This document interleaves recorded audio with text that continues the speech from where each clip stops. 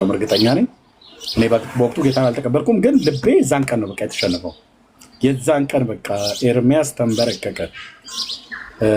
በዘመኔ እንደዚህ አይነት ለቅሶ አልቅሼ አላውቅም። በዘመኔ ብዙ ሰዎች ሞተው ተረድቻለሁኝ። በሩቅም ሆኜ ሰምቻለሁኝ። እዛው ሀገር ቤትም እያለ ሰምቻለሁ። አብሮ አደጎቼ ሞተዋል። አብሮ የቀደሱ እንደነ ወንድሜ ያበበ ጉልላት አይነቶች በርቀት፣ ሌሎችም በጣም ብዙዎች ካህናት፣ በጣም ብዙ አብሮ አደጎቼ ዘመድ አያት ምናምን ነገር ብዙዎች ሞተዋል። ግን እንደዛ አይነት ለቅሶ አልቅሼ አላውቅም። አባቴም ሞቶ እንኳን እንደዛ አላለቀስኩም። የዛን ቀን በጣም አለቀስኩ።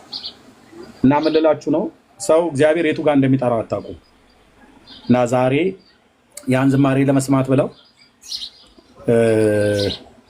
ወደዛ የሚመጡ ሰዎች እግዚአብሔር ልባቸው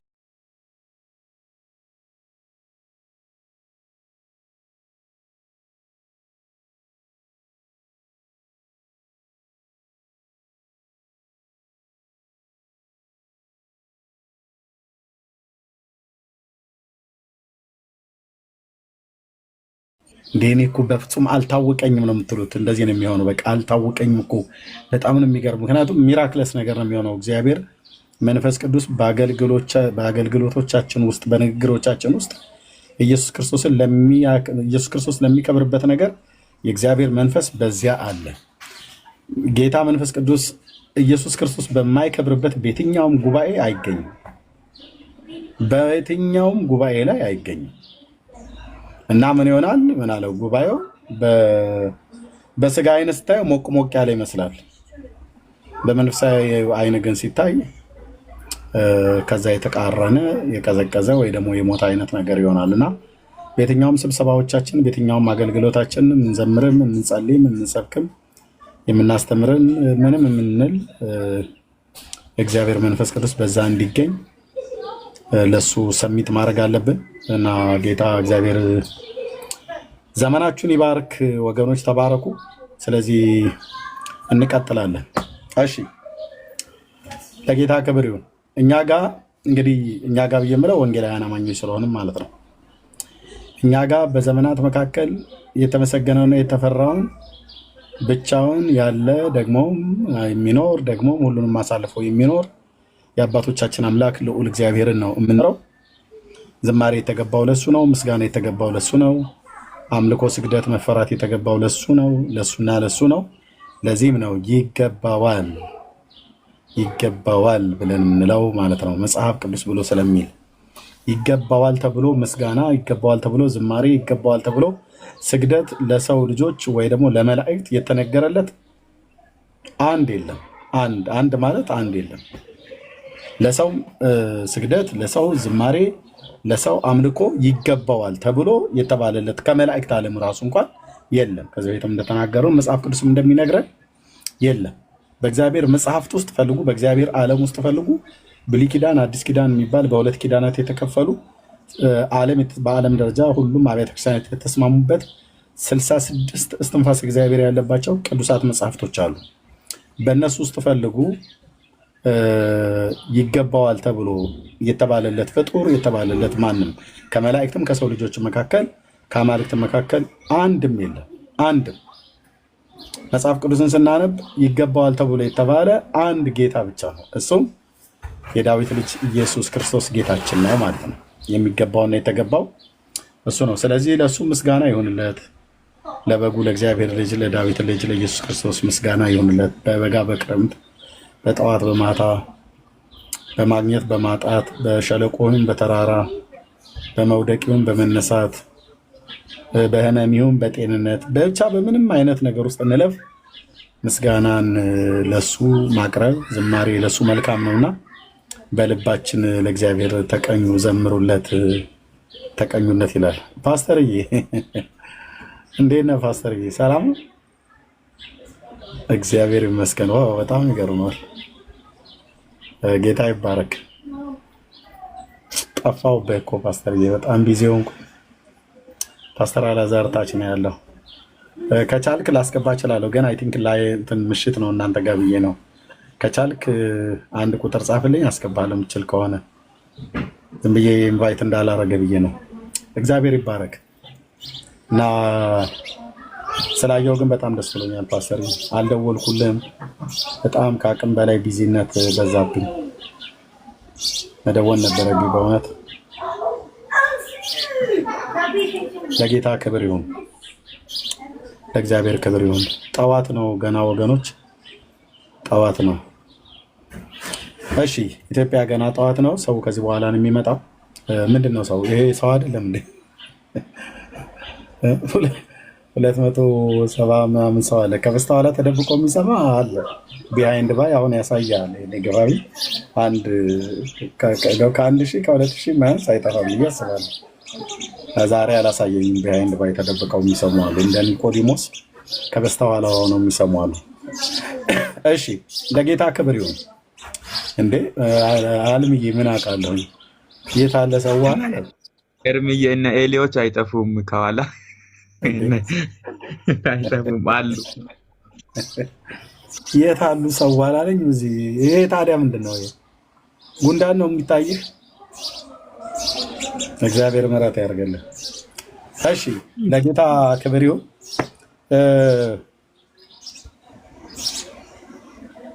ምስጋና የተገባውን እግዚአብሔርን እጠራዋለሁ ከጠላቶቼም እድናለሁ ነው አይደል ያለው ዳዊት። በቃ ይህን ነው ያየነው በዘመናችን። እኔም በዚህ ጥቂቷ ዘመኔ ያየሁትኝ ይህንን ነው። የተፈራውና የተመሰገነውን ጌታ ኢየሱስን በምስጋና የሚጠሩ በጠላቶቻቸው ፊት ድልን ያገኛሉ። ከወደቁበት ይነሳሉ፣ ከሳቱበት ይመለሳሉ፣ ከተሰበሩበት ይጠገናሉ፣ ያዘኑ ቢሆኑ ይጽናናሉ። ምክንያቱም በምስጋና ውስጥ እግዚአብሔር የማዳኔን የማሳይበት መንገድ በዚያ አለ ብሎ ስላለ ማለት ነው። ማዳኑን እግዚአብሔር የሚያሳይበት መንገድ ምስጋና ውስጥ አለ። እኛ ለእግዚአብሔር ምስጋናን ስናቀር ማለት ነው። መቼም ለማመስገን የተደረገልንን ነገር ሁሉ ቆጥረን አይ ይሄኛው ጎሏል፣ ይሄኛው ተደርጎልኛል፣ በተደረገልኝ ላይ አመሰግነዋለሁ፣ ባልተደረገልኝ ላይ ግን ሲያደርግልኝ ነው እና ያው በቀድሞ ቤቴ ንግግር እዚያ ለዚያከ ማለት ነው። እኔ ለአንተ አንተ ለእኔ አይነት ነገር ነው። እሱ ሲያደርግልን እኛም እንሰጠዋለን ምስጋና፣ እሱ ካላደረገልን እኛም አንሰጥም አይነት ነገር የለም። እንደዚህ አይሰራም። አደረገልንም አላደረገልንም፣ ሰጠንም አልሰጠም። ደግሞ ያልሰጠን ምን አለ? እውነት ለመናገር እኔ አንዳንዴ በጌታ ፊት ራሴ በራሴ ስቃለሁ። ለምን እንዴት ነው ማለት እኔ እንዴት ነው ግን እኔ ያላመሰገንኩት እላለሁ። በእውነት ጌታ እግዚአብሔር ምስክር። አሁን እኔ ከእኔም ብሶ እላለሁ ራሴን በራሴ ማለት ነው። ራሴን በራሴ እየረገምኩ አይደለም፣ ግን ራሴን በራሴ እኔ ማን ነኝ? ማን ነበርኩኝ? ከየት ነው ያነሳኝ? ከየት ነው ያመጣኝ? አሁን ያለሁበት ደረጃ እንድደርስ በህይወት ብቻ ጠብቆ ማለት ነው። ቸርነትና ምሕረቱን ብቻ አብዝቶ ባለፍኩባቸው የህይወት ጎዳናዎች ከክፉ የጠበቀኝ ትንፋሼና መንገዴን በእጁ የያዘ የሰራዊት ጌታ ቅዱስ እግዚአብሔር ሆኖ ሳለ ይሄን ቀን ለማየት ናፍቀው በጣም ብዙዎች ለማየት ጓጉተው ይሄን ቀን ያላዩ ሰዎች አሉ። አንዳንዶቹም ሰዎች ክፉዎች ሰዎች ዝተውባቸው ቆይ ነፍስ በአንተ ላይ ያደረች እንደሆነ ምናምን ነገር ብለው ልክ ያቺ የአካብ ሚስት ኤልዛቤል የምትባለው ታላቁን ነቢይ ኤልያስን እንዳለችው ማለት ነው። አማልክት ይህንን ያድርጉብኝ ይህንን ይጨምሩብኝ አለችው ማለት ያው በዘመንኛው አማርኛ እደፋሃለሁ ነው። ኤልያስ አንተን ባጭር ነው ማስቀርህ። ምክንያቱም የኔን ነቢያት ጨፍጭፈ የኔን አምላክ አዋርደህ አንተ ካደርክ በሕያው ነፍሴ እምላለሁ እያለች እንደተማለችበት እንደተገዘተችበት ማለት ነው። እና አንዳንዶቹም ልክ እግዚአብሔር ኤልያስን ከእሷ እጅ አዳነው እንጂ አንዳንዶች እኮ በዛቱባቸው ሰዎች እኮ እጅ ህይወታቸው እኮ ጠፍቷል። በዛቱብኝ ሰዎች እጅ ህይወቴ እንዳይጠፋ፣ በዛቱብሽ ሰዎች እጅ ህይወትሽ እንዳይጠፋ በቀጠሩብን ክፉ ጠላቶቻችን ቅጥራቸው ውስጥ ገብተን ወጥመዳቸው ውስጥ ገብተን እንዳንጠመድ እናም ፍጻሜያችን መራራ እንዳይሆን በሞት እንዳይዘጋ እጃቸው ምክራቸውን እንዳይፈጽም የተንኮለኞችን ሐሳብ ከንቱ የሚያደርገው የሰራዊት ጌታ እግዚአብሔር ምክራቸውን ከንቱ እያደረገው ትዕቢተኞችን በልባቸው ሐሳብ በትኗቸዋል ብላ እንዳለች የጌታዬ እናት ማርያም ትዕቢተኞችን ከልባቸው ሐሳብ ጋር እየበተነ ከመንገዳችን ላይ እየነቀለ ከመንገዳችን ላይ ዞር እያደረገ በስጋ ዓይኖቻችንም ሳናያቸው እያስወገደልን አይተናቸውም እንዳይነኩን አድርጎ እያሳለፈ ቀጥሩን እያዘለለ ስንቱን የሞት መውጊያ ሰብሮ ስንቱን የሞት ጉድጓድ ደፍኖልን ለጥርሳቸው ንክሻ አሳልፎ ያልሰጠን የሰራዊት ጌታ ቅዱስ እግዚአብሔር የኔ ቤት የኔ ህይወት ኢየሱስ ክርስቶስ ባለውለታዬ ነው፣ ላንተም ላንቺም ለኔ። ስለዚህ አሁን ለዚህ ብቻ አይመሰገንም ወንድሞች እናቶች። አሁን እኔ እንትን ተደረገልኝ እንትን አልተደረገልኝ አንደ ሰው መቼም እንደዚህ የምንለው ነገር አለ። እማላይ እንጮሃለን። ታዲያ አባታችን ላይ ነው። ልጆቼ የሆነ ነገር ሲፈልጉ መጥተው ባባ ነው የሚሉኝ። እኔው ጋር ነው መጥተው የሚሉት። የጎረቤትን ልጅ ሄደው ባባ ይሉ ባባ ይሄን ግዛልኝ፣ ይሄንን አድርግልኝ፣ ይሄን ቶይ እፈልጋለሁ፣ ይሄን ኳስ እፈልጋለሁ፣ ወንዱ ኳስ እፈልጋለሁ ይላል፣ ወንዱ መኪና እፈልጋለሁ ይላል፣ ሴቷ ደግሞ ቶይስ እፈልጋለሁ፣ አሻንጉሊት እፈልጋለሁ። ሁሉን መጥተው የሚጠይቁት እኛ ጋር። አንዳንዴ በስርዓት ይጠይቃሉ፣ አንዳንዴ ደግሞ በለቅሶ ይጠይቃሉ። እምቢ ስንላቸው ወደ ለቅሶ ይገቡና በለቅሶ እጅ አስጠምዝዘው አይነት ነገር ያስደርጉናል። ማለት በቃ ባንፈልግም ግን እንገዛላቸዋለን። ያው አንችልምና ልጆች ስናለቅስ ማለት ነው። ልጆች ናቸውና ሲያለቅሱ አንጀታችን አይችልም። የወለደ ያውቀዋል። ጌታም ፊት እንዲሁ ነን። እኛም ጌታ ፊት እንደዚሁ ነን። እግዚአብሔር አባታችን ነው የምንጠይቀው።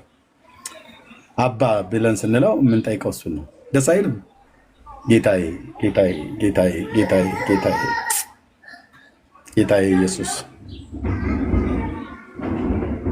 ውለታው ቃላት የለውም፣ በቃላት ሊገለጥ አይችልም። እና ያደረገልን ብዙ ነው።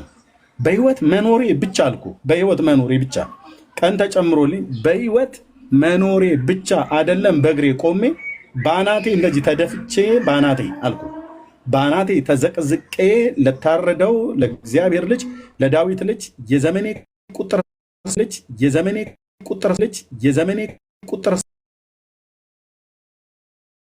ልጅ የዘመኔ ቁጥር ልጅ የዘመኔ ቁጥር ልጅ የዘመኔ ቁጥር ልጅ የዘመኔ ቁጥር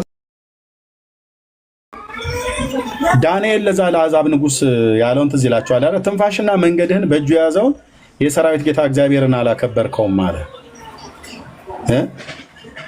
ከብርና ከእንጨት የተሰሩ የአሕዛብ ጣዖታትን የባቢሎናውያንን ጣዖታትን እነሱን እነ ማርዱክ እነ ማነው ቤል ናባው የሚባል አለ፣ ቤል አለ፣ ማርዱክ አለ። አይ ቲንክ ኢሽታርም እዛው ከአሶራውያንም ባቢሎናውያንም ያመልኳቸዋል።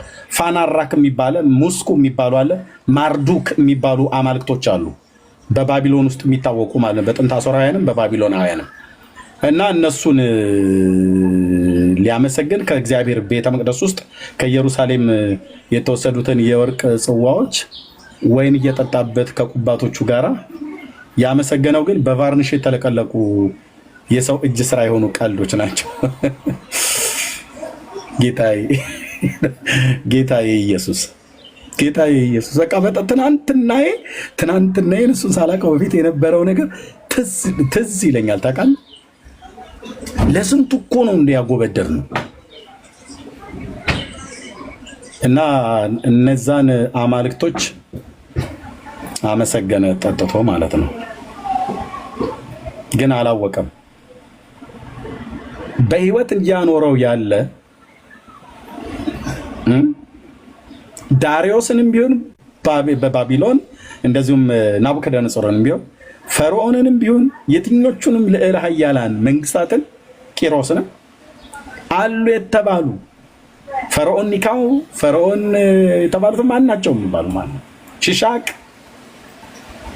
ትልልቅ ኃያላን የሚባሉ አሁንም ያሉ ዩናይትድ ኔሽን፣ አሜሪካ፣ ካናዳ፣ የአውሮፓ ህብረት፣ እንግሊዝ፣ የተፈራው ጣሊያን ወይ ደግሞ ቻይና ወይ ራሽያ ዋቴቨር በሙሉ ሰብስበህ በእስራኤል አምላክ በልዑል እግዚአብሔር በእኛ አምላክ ፊት በገንቦ እንዳለ ጠብታ ናቸው ይላል መድኃኒዓለም። በገንቦ እንዳለ ጠብታ ናቸው፣ ከነ ኒኩለራቸው ጭምር ጠብታ ናቸው። ጠብታ ታውቃላችሁ፣ ዶት ማለት ነው። እቺ ትንሽ ውሃ ጠብ የምትለዋ ማለት ነው። አሕዛብ በገንቦ እንዳለ ጠብታ ናቸው።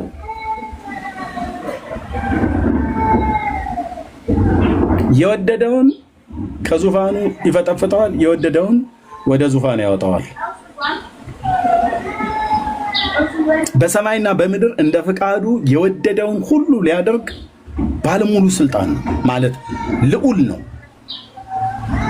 አሁን መቼም የሳውዲውም ልዑል ተብሎ ይጠራል አይደል? የሳውዲው ልዑል አልጋ ወራሽ ምናምን ነገር የኛም ጋር የአፄ ኃይለ ሥላሴ ልጅ ነበረ ልዑል አልጋ ወራሽ ማን ምናምን ነገር የሚባል ማለት ነው።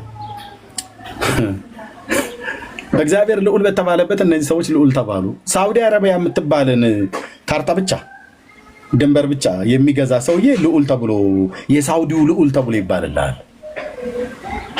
አስቂ ነው፣ አስቂ። ልዑል መባል ካለበት ግን የሆነው ደግሞ የተባለው የእስራኤል አምላክ ቅዱስ እግዚአብሔር ነው። እሱ ጌታ የኔና አንተ አምላክና አባት እረኛና ንጉሥ የህይወታችን ጌታ ነው። ማን ይባላል ስሙ? ኢየሱስ ክርስቶስ የእግዚአብሔር ልጅ የዳዊት ልጅ ለዘላለም ቅዱስ ስሙ የተመሰገነ ይሁን። ጌታን እጅግ አድርገን እናመሰግናለን። ተባረኩ። እንኳን ደህና መጣችሁ። ዝማሬ ለእግዚአብሔር መልካም ነው። አምልኮ ለእግዚአብሔር መልካም ነው። የተገባውና የሚገባው ስለሆነ እልፍ አእላፋት መላእክት በሰማያት ያለማቋረጥ ወንድሞች እናቶች፣ እኛ ቸርች ሄደን በሳምንት አንድ ቀን ምናልባት እሁድ ለ2 ሰዓት የአምልኮ ጊዜ አጠቃላይ ፕሮግራሙ ቢኖር ለ2 ሰዓት ቸርች ውስጥ ብንቆይ ስንት ሰዓት መዝሙር ይዘመራል? ስንት ሰዓት መዝሙር ይዘመራል? ወይ ስንት ደቂቃ? 30 ደቂቃ ወይ እንደዚህ ምናምን ነገር አለ። ያንኑም አንዳንዱ ተቀምጦ ነው የሚዘምረው። ያመማቸው ሰዎችን ምናልባት እሱን ግንዛቤ ውስጥ እናስገባለን። መቆም ለማይችሉ ያመማቸው ሰዎች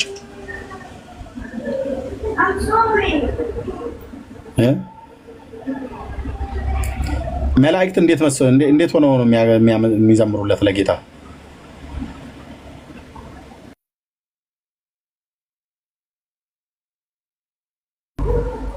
መላእክት እንዴት ሆነው ነው ለጌታ የሚዘምሩለት ወገኖች?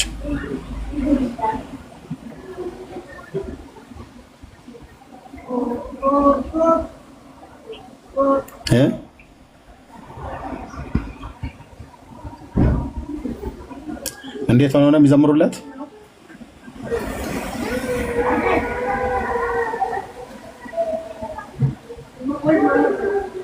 አይ እንዴት ሆነው የሚዘምሩለት ማለት ቆመው ተቀምጠው?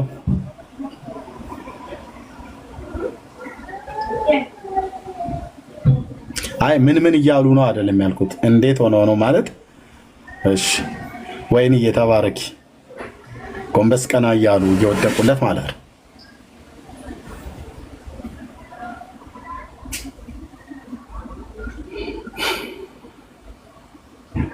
Thank you Lord. Thank you Lord. ለእግዚአብሔር ክብር ይሁን። ይሄን ጌታ ነው እኔ እናንተ የምናመሰግነው ማለት ነው። መላእክት ፊቱን እንኳን ሊያዩ የማይችሉት ቅዱስ ቅዱስ የሰራዊት ጌታ እግዚአብሔር ምድር ሁሉ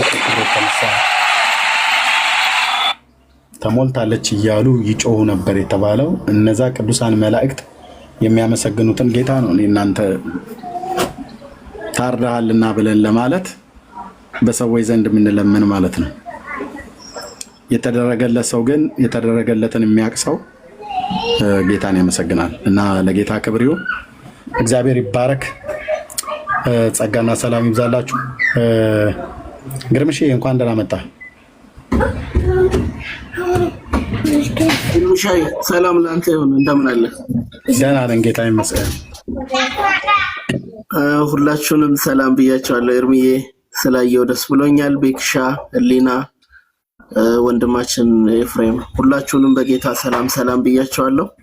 ተባረኩ። እርምዬ ስላየው ደስ ብሎኛል። ጸጋ ይብዛል። አሜን አሜን። ቴንክ ዩ። ኦኬ ለእግዚአብሔር ክብር ይሁን። ለእግዚአብሔር ክብር ይሁን። እሺ ቢኒ የጌታ ልጅ የምትባለው ደግመህ ቢኒ የጌታ ልጅ የምትባለው ደግመህ ገስት ከላክ በብሎክ ከዚህ ቤት አስወጣለሁ። እሺ ቢኒ የጌታ ልጅ ተብለህ የምትጠራ ወንድም ደግመህ ገስት የላክ ነው ከላክ በብሎክ ነው ማስወጣ። ኦኬ ቴንክ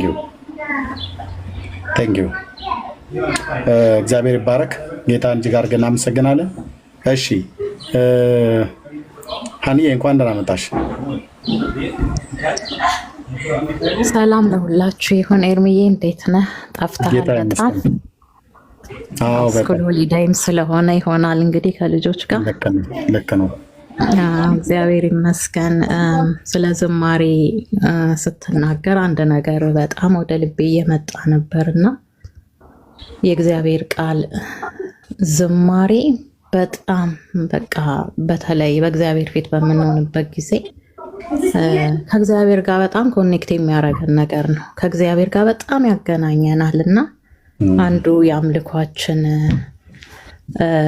እንትን ነው፣ ኃይል የሚሰጠን ነው። ከእግዚአብሔር ጋር የምንነጋገርበት እግዚአብሔርን በቃሉ ላይ ደስ ያለው ቢኖር ይዘምር ይላል።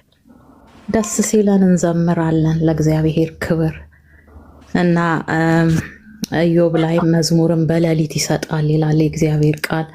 ብዙ ቦታ ስለ ዝማሬ ይናገራልና መዝሙር እኔ በአገልግሎቱም ውስጥ ስላለሁበት በቃ በጣም ደስ ይለኛል። አንዳንድ ጊዜ ለብዙ ነገር ተንበርክከን በዝማሬ አመስግነን ጸሎት የምንጨርስበትም ጊዜ አለ። ለምን? በቃ የእግዚአብሔር መንፈስ ከኛ ጋር ኮኔክት ስለሚሆን ያረሰርሰናል። በቃ እግዚአብሔር አምላክ ስለ ዘማሪዎች በጣም አመሰግነዋለሁ። ስለ ዝማሬ በጣም አመሰግነዋለሁኝ። ስለ ዝማሬ አገልግሎት በጣም ነው ደስ የሚለኝ እና ጌታ ስሙ ይባረክ። ዛሬም ዳግዬ ደግሞ በዛ በሚያደርገው አገልግሎት ውስጥ በዝማሬ ውስጥ ብዙ ነፍሳ እኔ በዝማሬ ነው የዳንኩት። ዝማሬ ሰምቼ ነው፣ ማንም መስክሮልኝ አይደለም፣ ግን መዝሙር ሰምቼ ነው እንደዚህ አይነት አምላክ አለ እንዴ ብዬ የደረጀ ከበደን መዝሙር ሰምቼ ነው ጌታዬ አነባለ እኔ አለቀሰ የሚለውን ሰምቼ እንደዚህ አይነት ጌታ አለው ብዬ ነው ጌታን ያገኘሁት። በዛ ምክንያት ነው ጠይቄ፣ ያው ከቤታችንም ጌታን ያገኘ ሰው ስለነበረና ዝማሬ ያድናል። ዛሬ እግዚአብሔር ብዙ ነፍሳትን እግዚአብሔር እንደሚሰጠን፣ ብዙዎችን እንደሚያድን፣ ብዙዎች እንደሚታደግ በዝማሬ ውስጥ ፈውስ አለ። በዝማሬ ውስጥ የሌለ ነገር የለም። ምክንያቱም እኛ ጴንጤዎች ስንዘምር ዝም ብለን አይደለም፣ ከእግዚአብሔር ተቀብለን አንደኛ፣ ሁለተኛ ደግሞ የእግዚአብሔርን ቃል ነው የምንዘምረው። ስለዚህ እግዚአብሔር ቃል ውስጥ ፈውስ አለው እና ጌታ ይባረክ። ዛሬ እንጸልይለታለን ለወንድማችን፣ መልካም ጊዜ ይሰጠዋል። ብዙዎች ይድናሉ። አንዲትም ነፍስ ቢሆን ሳይድን አይወጣም። እግዚአብሔር የተባረከ እና ጌታ ኢየሱስ ይባርካችሁ። ሁላችሁንም ተባረኩ ለማለት ነው። ቴንኪው ሀኒ፣ ተባረኩ፣ ጸጋ ይብዛልሽ። አዎ እንደውም ይህንን ዛሬ እንድናወራበት እፈልጋለሁ። በተለይ ዝማሬ በእኛ በወንጌላውያን አማኞች አብያተ ክርስቲያናት ታሪክ ውስጥ ዝማሬ ያለው ጉልበት ስንቱን ለጌታ እንዳንበረከከ እናውቃለን እና ለጌታ ክብር ይሁን። ይህንንም እናገራለን። በዝማሬ አቅጣጫ ሌሎችም ቤተ እምነቶች ከመጡ ከነሱም ጋር መነጋገር እንችላለን። ለእግዚአብሔር ክብር ይሁን። ዝማሬ የተገባውና የሚገባው አምላካችን ልዑል እግዚአብሔር ብቻ ነው። በመላእክት አንደበት ሲመሰገን ሲዘመርለት ያለ የሚኖር ለዘላለምም የሚኖር በሰው ልጅ ታሪክ ውስጥ በተለይ እግዚአብሔርን ያከበሩ በዘመናቸው አክብረውት ያለፉ አባቶች የዘመሩለት ለጌታ ነው፣ ያመሰገኑት እግዚአብሔርን ነው፣ በምስጋና ከፍ ከፍ ያደረጉት እሱን ነው። ስለዚህ በዚህ ላይ ሊያወራ የሚችል ሰው ካለ መምጣት ይችላል። ለሌሎችም ይገባቸዋል ብሎ የሚል ሰው ካለ ማለት ነው። እኔ እውነትን ከተረዳሁበት ጊዜ ጀምሮ መዝሙር ለእግዚአብሔር እንጂ ለሰው አንድም ቦታ ላይ አይናገርም።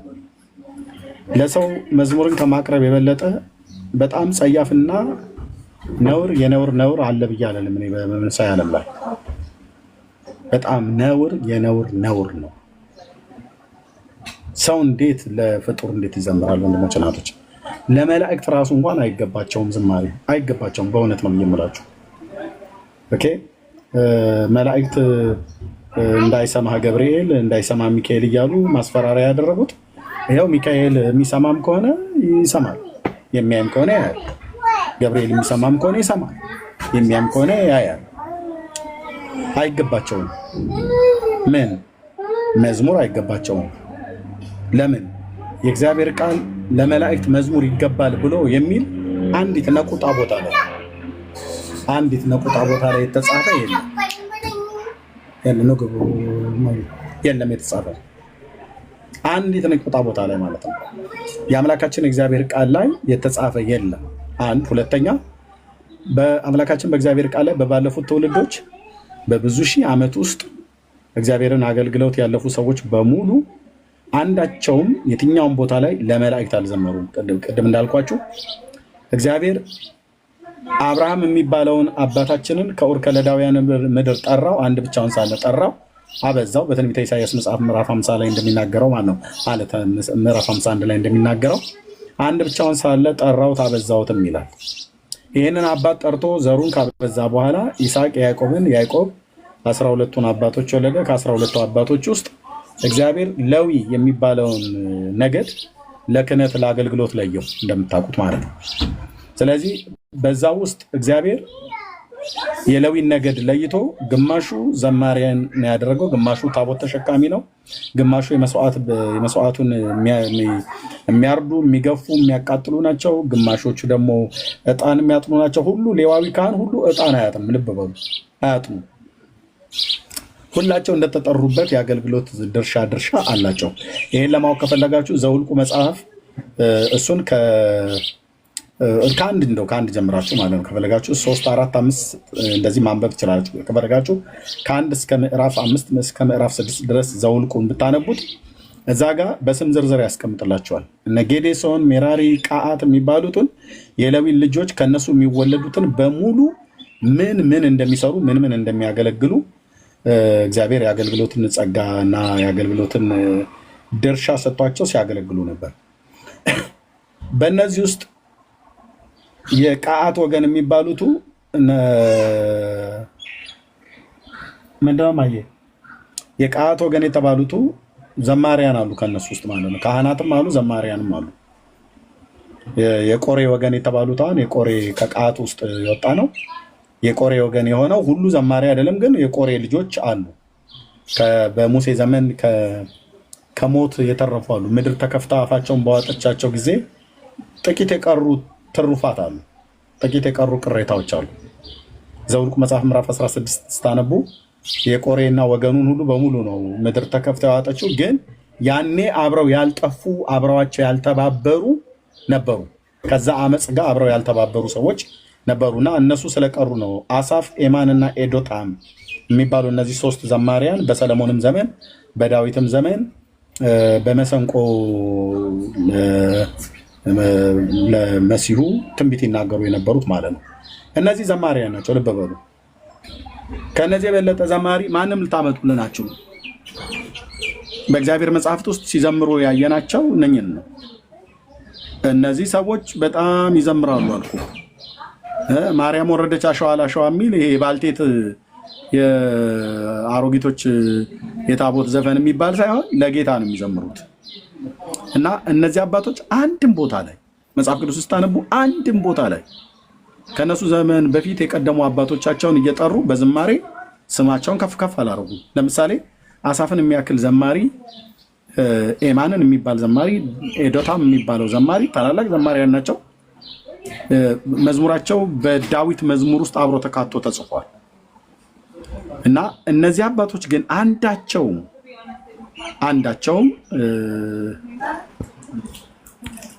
ለአብርሃም አልዘመሩ።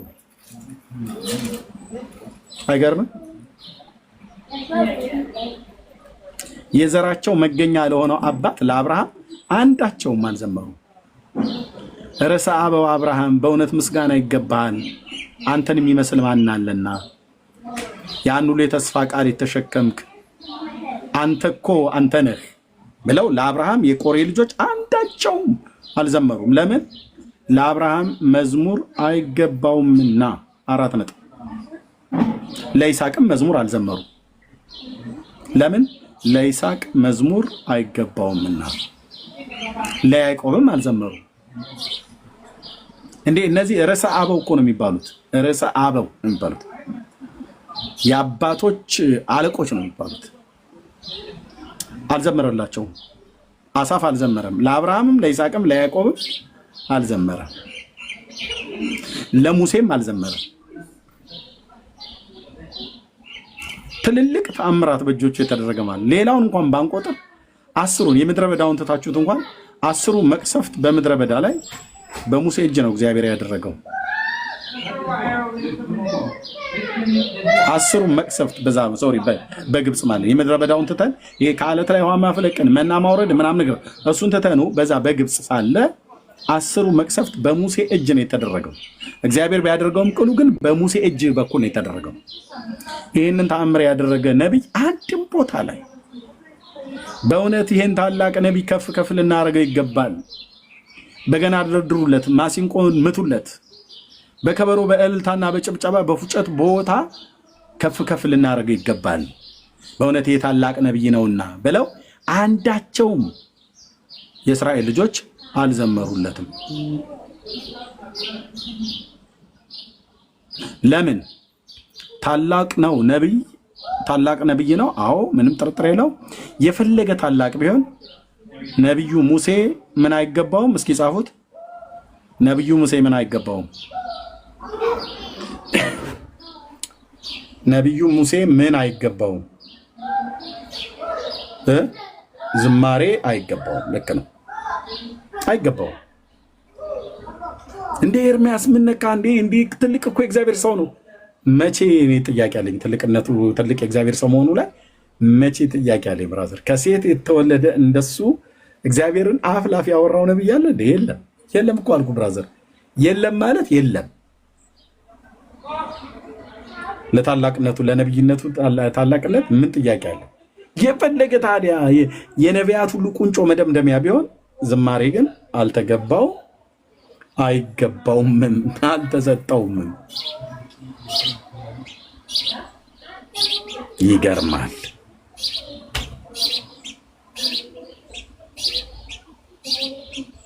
ለኢያሱም አልተገባውም። እስራኤልን አሻግሮ ዮርዳኖስን የከነዓንን ምድር ርስት አድርጎ አከፋፍሎ የሰጠ ያ ታላቅ የሕዝብ መሪ አልተገባውም፣ አይገባውም። አባቶች የተባሉ ዮሴፍን በማንንም አንዳቸውም አልተገባቸውም፣ አይገባቸውም። እነሱም ይገባናል አላሉ። ነቢያትም ይገባቸዋል ብለው አልጻፉላቸውም። በእውነት አባቶቻችንን በዜማ ልናከብራቸው ይገባል ብለው ትንቢት የተናገሩ የሉ። እኔ እኮ ኬት እንደመጣ ነው እኛ ምድር ላይ ያለ ጉድ ኬት እንደመጣ እኮ ነው እኔ በጣም ግራ የሚገባ።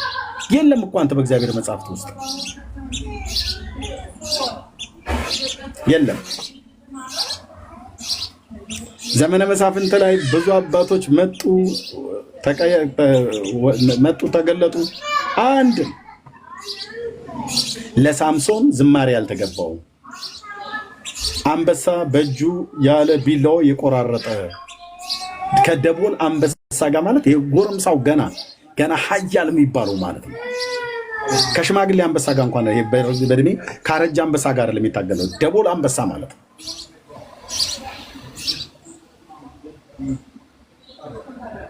ለሳምሶን ዝማሬ አልተገባውም፣ አይገባውም። ትቀልዳለህ እንደ አንተ። ዳዊት አንበሳና ድብ እዚህ መጥተው እየደበደበ በጎቹን ያስጥላ ነበር፣ አልተገባውም። ጎልያድን ቢገድ አልተገባውም። መዝሙር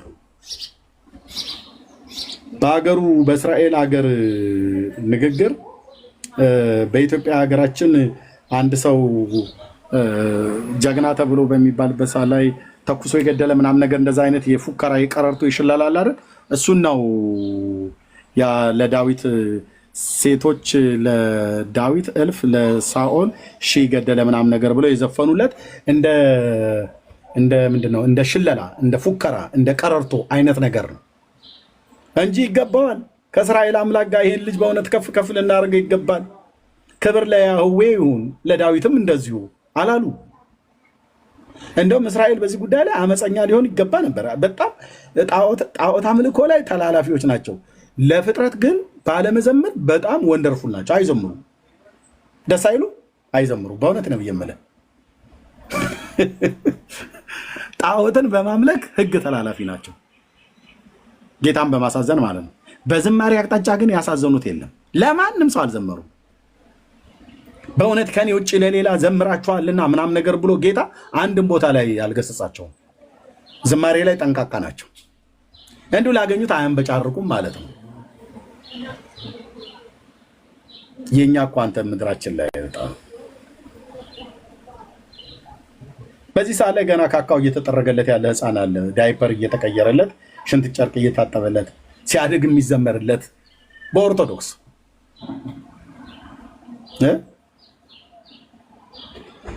አምላኬ እና አባቶቻችን ታላላቅ ነቢያት እግዚአብሔር በእጆቻቸው ታላላቅ ስራን የሰሩ ሰዎች ሁሉ ጭምር ምስጋና የተገባውን እግዚአብሔርን እጠራለሁ ከጠላቶቼ እምድናለሁ ነው ብለው ያሉት። ጸጋና ሰላም ይብዛላችሁ ወገኖቼ። ምን እያልኩ ነው? ቅድም በየመሀከል እንደዚህ ብልጭ አደርጋለሁኝ። ዛሬ በሰዓት ላይ በጊዮን ሆቴል የምታውቁት የወንድማችን እጅግ የምንወደው ወንድማችን ዘማሪ ዳግሻይ የመዝሙር ኮንሰርት አለ፣ ዝግጅት ማለት ነው። እና በዛ መርሃ ግብር ላይ እንድትገኙ ሁላችንም ጥሪ ያቀርበናል። በእውነት በቦታው ብገኝ ኖሮ እኔ ዛሬ ሰብክ ነበር። ዳግዬ ዘምሮ በመሀከል ላይ ውሃ እስኪጠጣ ድረስ ሰብክ ነበር። እንደዛ ነበር ያሰኘኝ። ግን ጊዜውም አልተመቻቸም፣ ደግሞም አልተነጋገርንም። ሁሉም ደግሞ በጌታ ጊዜ ሲሆን ነው። ግን በዛ እግዚአብሔር በዝማሬ ለሰዎች ይናገራል። ዝማሬያችን ታውቃላችሁ፣ የወንጌል አማኞች ዝማሬያችን እጅግ ጉልበታም ከመሆኑ የተነሳ ብዙ ሰዎች እህታችን አሁን ሀኒዬ እንደነገረች ከአውስትራሊያ በዝማሬ ነው ወደ ጌታ የመጣችው እና በአንድም በተዘዋዋሪ መንገድ ዝማሬ በህይወታችን ውስጥ ወደ ጌታ ለመምጣትም እንደዚሁም ደግሞ በጌታ ቤትም ለመጽናት፣ ለመቆም፣ ለመበርታት አንበሳውን ድርሻ ይወጣ ነው የምለው ዝማሬ አገልግሎት። ስለዚህ የምትችሉ ሰዎች ዛሬ ከቀኑ 8 ሰዓት ላይ ጊዮን ሆቴል በሚገኘው በተዘጋጀው ቦታ ላይ በዚያ ተገኝታችሁ ከወንድማችን ከዳግሻ ጋራ እና ከሐራራ ማኑኤል አገልጋዮች ጋራ የተገባውና የሚገባውን እግዚአብሔርን በምስጋና ስሙን ከፍ እንድናረግ ይህን ጥሪ እናቀርባለን። ጌታ እግዚአብሔር ዘመናችሁ ይባርክ። ተባረኩ። እግዚአብሔር በስራ ላይ ሲሆን ብዙ ጫጫታዎች ይፈጠራሉ። ለጫጫታ መልስ ምንድነው? በሁለት ቃል ለጫጫታዎች መልስ ባለ መስጠት ምን እንላለን? በሁለት ቃል የምትገለጥ ንግግር አልቻል። እስኪ ጻፏት። ለጫጫታ መልስ ባለ መስጠት ምን እንላለን?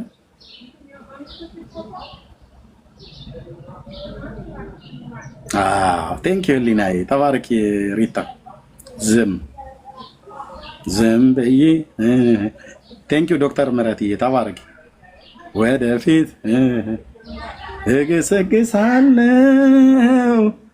የኋላዬን ትቼ ፊቴን ይዛለሁ ዝም በይ ወደፊት። ምስጋና የተገባውን እግዚአብሔርን እንጠራለን፣ ከጠላቶቻችንም እንድናለን። ትናንትና የረዳን ያሻገረን እግዚአብሔር ዛሬም ያሻግረናል። መታመኛችን እሱ ነው። በዘመናችሁ እግዚአብሔርን አመስግናችሁት እሱን አገልግላችሁ ትለፉ። ይሄን እላለሁ። ጸጋ ይብዛላችሁ። እሺ ዳጊ እንኳን ደህና መጣህ።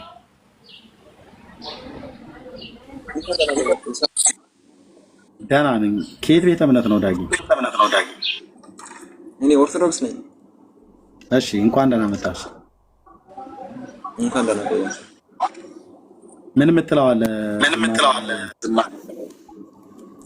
አይ እኔ ምንም የምለው ነገር የለም። ላይክ መዝሙር ያው አምልኮ ስለሆነ እኔ ለፍጡራን ይገባል ብዬ አላምንም። እኔ ለማርያም ትዘምራለህ? አዘምርም። ግን ያው ከዚህ በፊት ዘምራቃለሁ ግን ስላልገባኝ ያው ዘምራለሁ ታኪ ግን አይገባም። ምን አልከኝ ዳጊ? ከዚህ በፊት ዘምራቃለሁ ግን ስላልገባኝ ነው እንትን እንግዲህ መዝሙር ለእግዚአብሔር ብቻ እንጂ ለፍጡራን አይገባም። አሁን እንደሚገባኝ ነው። ለምን ያህል ጊዜ ዘምራሃል ለማርያም?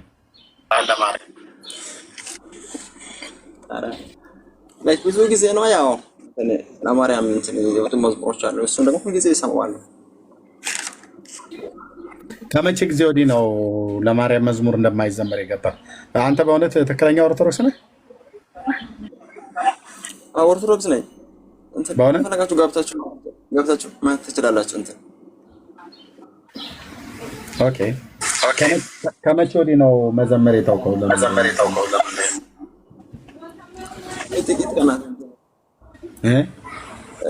ብዙ ጊዜ ያው እንትን ዳጌን ያው እንትን ዳኔ የልማ እንትን እሱን ያው ሁልጊዜ ስለሚከታተል እሱ ጋር ሲገባ ነው ያው ትንሽ አንዳንድ ነገሮችን እንትን ማቆም የጀመርኩት።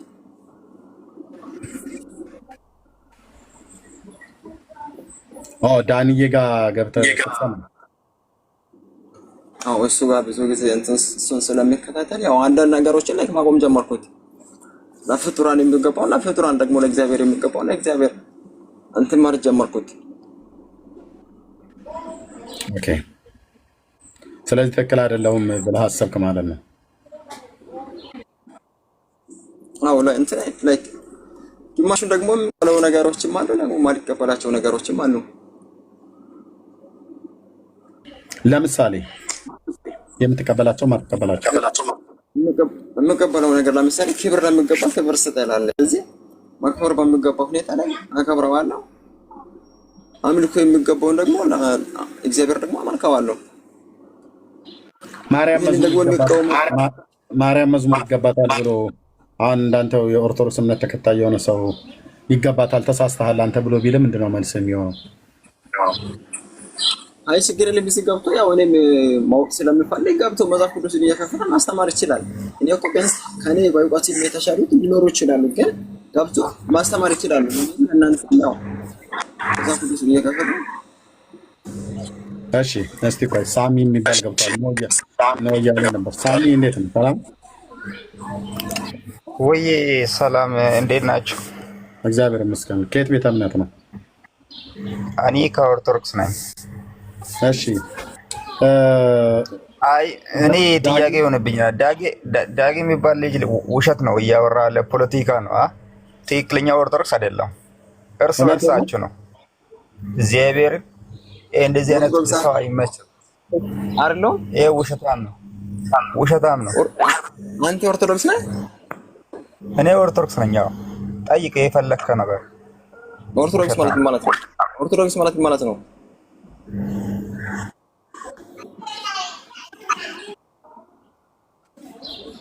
ለምን አሰጣይ ጥያቄ እኮ ጥያቄዎች አሉ። ራሱ ሳሚ ባዳ ለምን ወረድክ? ሳሚ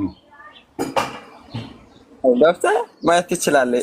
ብቻ ሳይሆን እስቲ ኦርቶዶክስ እኔ ነኝ ያለው ቄስና ዳቆን ጠይቅ። ዳጊ ኦርቶዶክስ ነው ወይስ ምንድነው ብለህ ጠይቅ።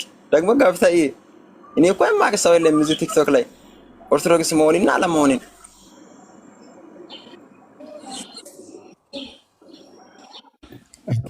ኤርሚ ብዙ ጊዜ እኮ ከዳኒ ጋር ይከራከራል ዳጊ። እኔማ ያለው ዳጊ ከዳኒ ቤት አይጠፋም፣ ብዙ ጊዜ ይከራከራል። ኦኬ። አይ ታዲያ ሳሚ የሚባል ሰውዬ ገብቶ ቢጠያየቁት ጥሩ ነበር። ለምን ወጣ? ታች እኮ ሲጽፍ አስገባሁትኝ ውሸቱን ነው ብሎ ሲል እንዲያወራው ብዬ ማለት ነው። እንግዲህ ዳጊ ደግሞ ያው ቆሞ እያወራው እንግዲህ ያኛው ተወረደ ማለት ነው ሳሚ። ስለዚህ እውነት አለኝ ብሎ የሚለው ሰውዬ እውነት የለውም፣ በከንቱ ነው የከሰሰው ማለት ነው። ሳሚ የሚባለው በከንቱ ነው ዳጊ ነው የከሰሰው። ወራ ጊዜ ከኦርቶዶክስ ሞጥቼ የሆነ አንተን ተሳስቼ ተመልሼ መጥቼ ምስክርነት የሰጠሁት ቪዲዮ ሪፖስት ያደረኩት እኮ ውስጥ አለ፣ ገብቶ ማየት ይችላሉ። እኮ ምንም እኮ ክርክር አያስፈልግም። ኦኬ። አይ በቃ ሳሚ ከዚህ በላይ አቅም የለውም ለማውራት። ኦኬ። ማን አሁን ፒ ሰላም ምናምን ነገር ብለን እንትን ገስት እንዳትልክልኝ፣ ኦርቶዶክሳውያን ካልሆናቸው በስተቀር ገስት እንዳትልኩልኝ። ይቅርታ አድርጉልኝ። አሁን እኔ ፔጅ ላይ ገስት ላይ ማለት ነው አላማቸውና ሀሳባቸውን የማላቃቸው ሰዎችን አላስቀምጥም ገስት ላይ ማለት ነው። ስለዚህ የቱንም ያህል እንኳን ብታቁኝ ከፈለጋችሁ በውስጥ መስመር አግኙ። ቴንኪዩ። ለምን በዚህ 10 ዓመት ውስጥ ብዙዎቹን አቅርቤ ለእኔው መልሰው መውጊያ ሲሆኑ ነው ያየሁት፣ ያለ ጥፋቴ ያለ በደሌ ማለት ነው። ስለዚህ በወገኖች እየደማው እየተወጋው መኖር የለብኝም። ስለዚህ ዛሬ ገስት ላይ ገብታችሁ ለመቀመጥ የምትፈልጉ ሰዎች የማላቃችሁ ነገ የኔው መውጊያ ነው የምትሆኑት። ስለዚህ ታቸው ናችሁ። ታብታብ አድርጉ። የማውቃቸው ወገኖች መልካም ልብ ያላቸው እነሱ ልከው የሚያገለግሉት ነገር ካለ ያገለግላሉ። ስለዚህ ዝም ብሎ ገስት የላከልኝን ሰው ሁሉ አልቀበልም። ፈልጌ ነው። ቴንኪው። በዚህ ካስከፋችሁ አለመምጣት ትችላላችሁ እዚህ ቤት። ቴንኪው።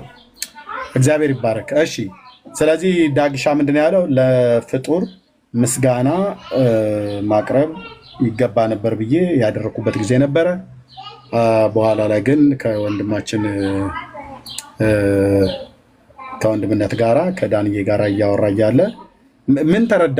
አይ ቲንክ ከዳንዬ ጋር እየተነጋገራችሁ ባለህበት ሰዓት የተረዳኸው ነገር አለ? ከዛ ጋር መሰለኝ የጀመርከው ዳጊ።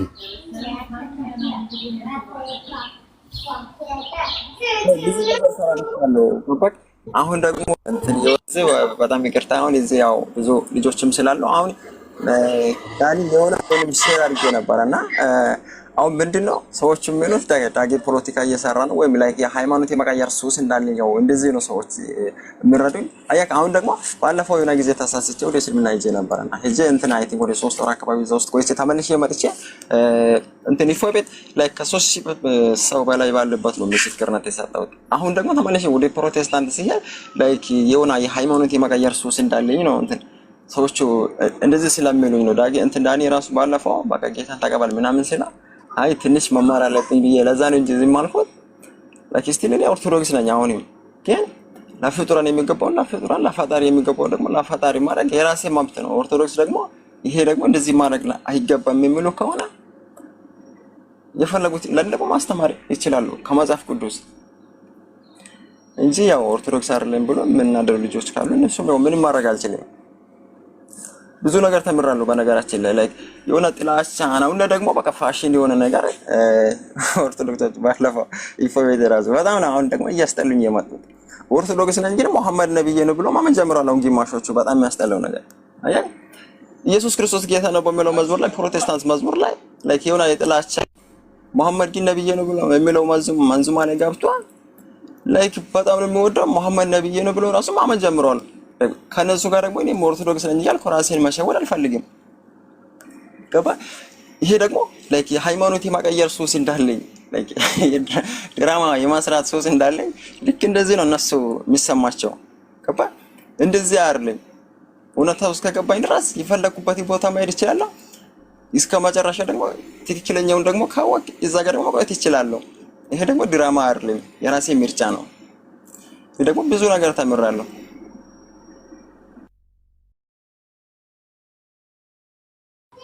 ኦኬ። ስለዚህ መብት ነው። እውነተኛም ነው ደግሞ እውነት ለመናገር ለፍጡር መዝሙር ይገባል ብሎ የሚል ሰው ካለ ይምጣ እና ከእኛ ጋር ሲያወራ ትሰማለህ።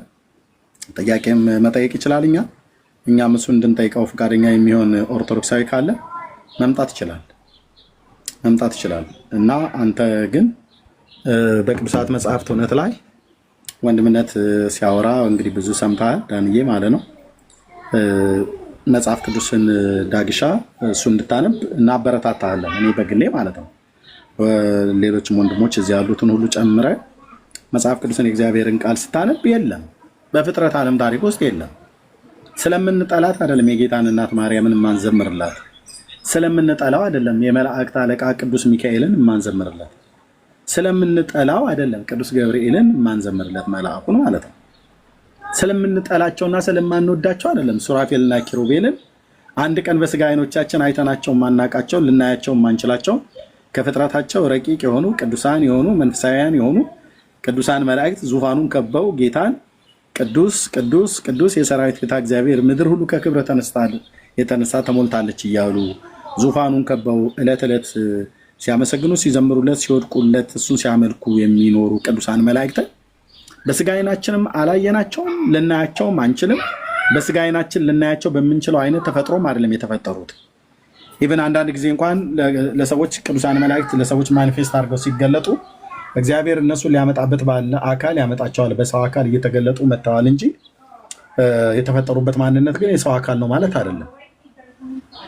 እና እነዚህን ቅዱሳን መላእክት ምን ብለን እንጠላቸዋለን? አሁን ሲታይ እንደው በእውነት እኮ ነው የምላችሁ ቅዱስ ሚካኤል መልአኩን ምን ብለን ነው አሁን እኛ ጴንጤዎች ይጠሉታል ብለው የሚሉ ምን ብዬ ነው አሁን የምጠላው?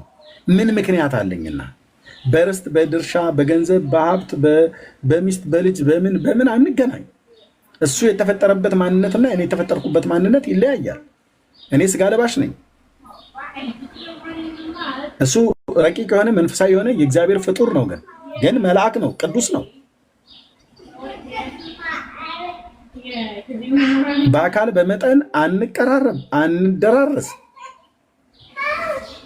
እሱም የእግዚአብሔር አገልጋይ ነው፣ እኔም የእግዚአብሔር ልጅ ነኝ።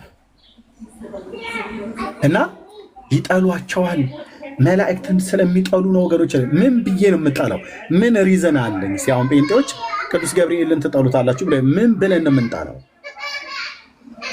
የጥላቻው ምክንያት እኮ ጭምር አብረው ጨማምረው ቢናገሩ ጥሩ ነበር። እንደው ዝም ብላችሁ ቅዱስ ገብርኤልን በጣም ትጠሉታላችሁ። ምን ብዬ ነው የምጠላው? እህት አለ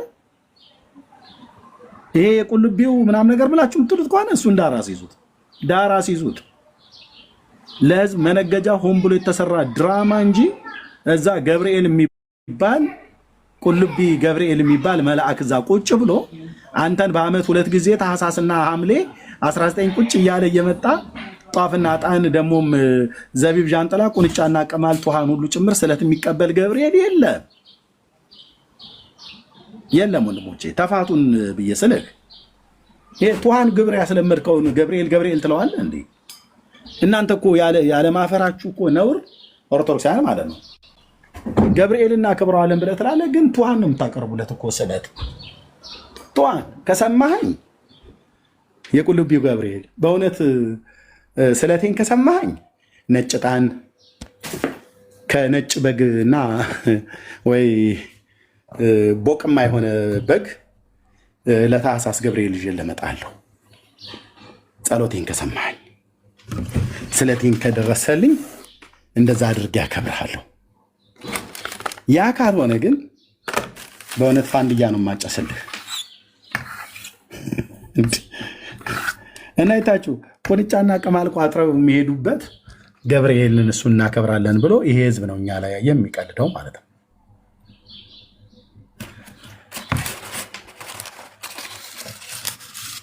ስለዚህ ማንዘምርላቸው ስለምንጠራቸው አይደለም። ዘምሩላቸው ብሎ የሚልም ትእዛዝም የለም። አባቶቻችንም ሲያደርጉ አላየንም። አባቶቻችን ማለት ነቢያተ እግዚአብሔር እስኪ አምጡ ከቅዱሳን መላእክት የዘመረለት ከቅዱሳን ነቢያት ለቅዱሳን መላእክት የዘመረ እስኪ አንድ ነብይ እስኪ ጥሩልኝ። እደግመዋለሁ። ከብሉይ ኪዳን ቅዱሳት ነቢያት ወይ ደግሞ አባቶች መካከል ለቅዱሳን መላእክት የዘመረ አንድ ሰው ጥሩልኝ። እኔ ዛሬ በአደባባይ ኦርቶዶክስ ሆናለሁ። በአደባባይ ማለት ነው። እስኪ አንድ ሰው ብቻ ጥሩልኝ። ለማን ያልኩት? ለመላእክት ዝማሬ ያቀረበ የዘመረ በክንፍ እየተንጎራደድክ ና ወደኛ ሚካኤል ና ሂድ ከኛ ገብርኤል ብሎ ያለ እስኪ አንድ ሰው ብቻ ጥሩልኝ። ከብሉይ ኪዳን አባቶች እናቶች ተብለው ከሚባሉት ቅዱሳን እናቶች አባቶች ተብለው ከሚባሉት ነቢያት እንደዚሁም ከአዲስ ኪዳን ከሐዋርያት መካከል አንድ ሐዋርያ ብቻ ነው ስሙን እንድጠራልኝ የሚፈልገው። ስሙን ጠርተ መረጃውን አብራ አያይዘህ ትነግረናለህ። የትኛው መጽሐፍ ላይ ምዕራፍ ስንት ቁጥር ስንት?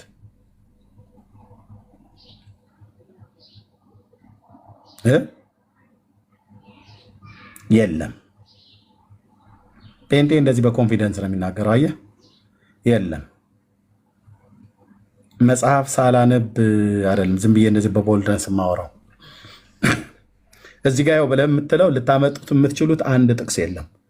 ስለዚህ ለቅዱሳን መላእክት ዓለም ከተፈጠረ ጀምሮ የዘመረ ነቢይ የለም፣ የዘመረ ሐዋርያ የለም፣ የዘመረው አባቶች የሉም፣ የዘመሩ እናቶች የሉም በመጽሐፍ ቅዱስ ውስጥ።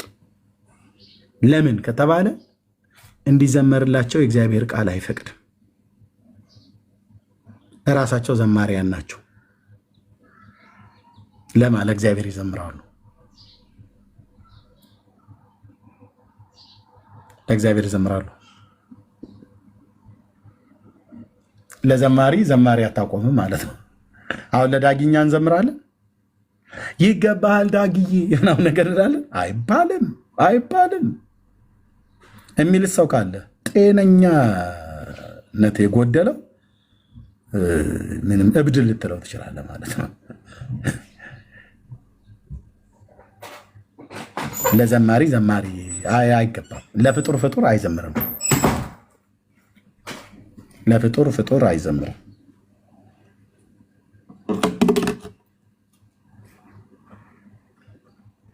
ስለዚህ ዝማሬ ለእግዚአብሔር ነው የሚገባው።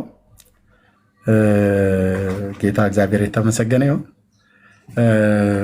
ወንድማችን ዳጊ እንግዲህ ወንድምነት እንዳለህ እውነት ያለው መጽሐፍ ቅዱስ ውስጥ ነው።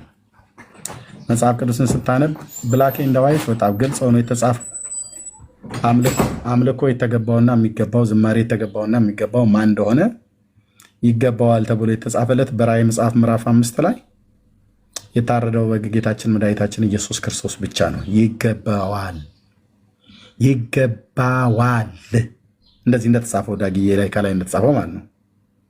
ይገባታል የለም በመጽሐፍ ቅዱስ ውስጥ ይገባታል በእውነት የሚል የለም። ይገባቸዋል የሚል በብዜትም የተጻፈ የለም።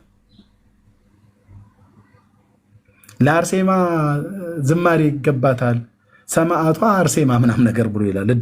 እንዲህ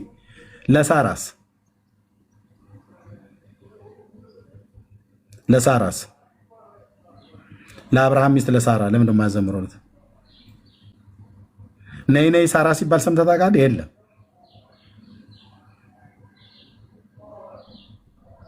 ነይ ነይ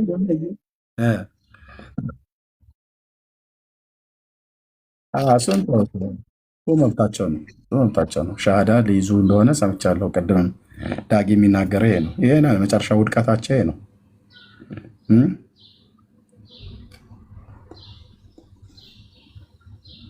ነይ ነይ ሳርዬ ወደኛ፣ ነይ ነይ ሳርዬ ወደኛ ብሎ ያላት አለ። ሳርዬ ማለት ሳራ ማለት ነው፣ የአብርሃም ሚስት። ለምደው ግን የማይዘምሩላት ጻድቅ ሴት ስላይደለች ነው። ነይ ነይ ርብቃ ወደኛ፣ ነይ ነይ ርብቃ ወደኛ ለምን አይሏትም? ርብቃን የይስሐቅን ሚስት ኤሳውንና ያዕቆብን የወለደች በእውነት ነይ ነይ ሐንዬ ወደኛ፣ ነይ ነይ ሐንዬ ወደኛ ለምን አይሏትም? የነቢዩ የሳሙኤልን እናት ሐናን ያችን ጀግና ሴት ነይ ነይ ማንች ኑሃሚን ማንች ሩት ነይ ነይ ሩት ወደኛ፣ ነይ ነይ ሩት ወደኛ ለምን አይሏትም? የቦዔዝም ሚስት የኢየሱስ ክርስቶስ ቅድሚያት የሆነችው ማለት ነው። ነይ ነይ ዮካብድ አያቋትም ጭራሽ። ዮካብድ የምን እብድ ነው የሚሉ ቀጥለ ዮካብድ የምን እብድ ነው የሚሉ አያቋትም፣ አይጠራም። የነቢዩ ሳሙኤልን የነቢዩ የሙሴን እናት ለምን አይሏትም? ቆይቼ ደጅ ጠናሁ ዮካብድን ለምን አይሏትም? ተጽናናሁኝ ረሳዋ ዘኔን ለምን አይሏትም? የነቢይ ሚስት የነቢይ እናት አይደለችም እንዴ? አንተ ዝም ብሎ ሰፈር ላይ እንትን እጣንና ምንድነው ቀበርቾ ግዛዋ እንዲገዛ የተወለደ ቦምቦሊ ነው የሚሆን ህፃን ልጅ የወለደች ሴትዮ እዚህ እኛ ሀገር በከበሮ እንደ ቃልቻ ድቤ እየተደበደበላት የሚጨፈርላት ሴትዮ እሷ እየተዘመረላት እንዴት ነው የነብዩ የሙሴ እናት ዮካብድ ግን የተረሳችው?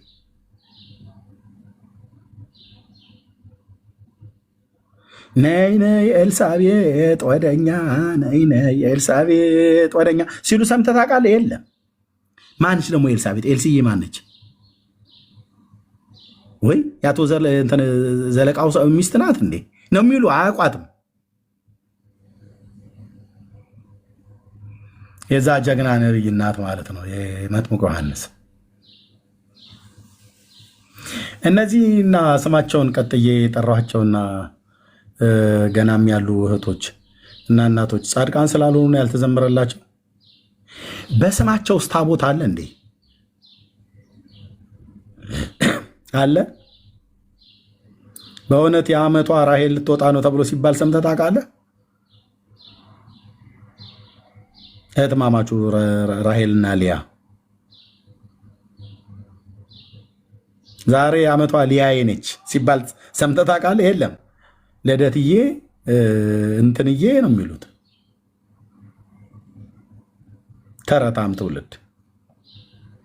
ተረታም ትውልድ እኮ አልኩ። ጻድቃን ስላልሆኑ ነው ወይ የማይዘመርላቸው እነዚህ እናቶች? ታቦት የታለ በስማቸው? የሃና ታቦት የታለ? ሃና የሳሙኤል እናትና ያልኩ። የህልዳና ታቦት የታለ? ነብይቱ ህልዳና በነብዩ በኤርሚያስና በነብዩ በእንባቆም በኢዮስያስ ዘመን የነበረች ማለት ነው። ህልዳና የምትባል የጌታ ነብይ ማለት ነው። የታለ በስሟ ታቦት? ታቦተ ዲቦራ የታለ? 40 ዓመት እስራኤልን የገዛች ነብይም ፈራጅም ሆና ማለት ነው። ከደከማችሁ ወደ ቤታችሁ ሂዱ። ዛሬ በቃ እናቶችና አባቶችን እንደዚህ እንጠራቸዋለን። ያሳዩ እንዴ ከየመን ሀገር እዚህ ቀይ ባህርን ተሻግረው የሚመጡ የአረብ አሮጊቶች ምድራችን ላይ እንደ ኮንትሮባንድ እንደ ቆራሌዮ ሰብስበው ሲያበቁ የእንትና የማሆይ እንትና በረከቷ አይደርብህ ምናምን ብሎ ይለ እሷ እኮ በጅቡቲ በኩል አቋርጣ የመጣችው ወንድሜ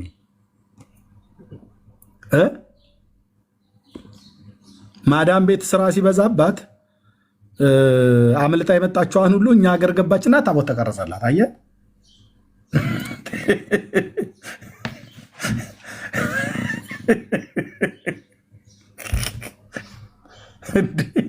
እንዴ እንዴ እንዴ እንዴ! አራ ይላል የሀገሬ ገበሬ። ወዴት በአዱሊስ ወደብ በኩል እኮ ነው የገቡት። ያኔ ኤርትራ ከኢትዮጵያ ሳትገነጠል በዚህ በቀይ ባህር በአፋር አሞሌ ጨው በምትን በሚጫንበት በዛ አካባቢ ላይ ነው የገቡት። ተስዓቱ ቅዱሳን እያሉ ማለት ነው። 9 ቅዱሳን አሉ በሙሉ። ግማሹ ጣሊያናዊ ነው። አያቶቹ በአድዋ ላይ አያቶቻችንን የገደሉ ሰውዬ መጥቶኛ ሀገር ታቦት ተቀርጾለት አንተ እያፈነደድክለት ነው። ቀይ ምንጣፍ እያነጠፍክለት ነው። ቆንጅዬ ሶላቶ ጣሊያናዊ ማለት ነው።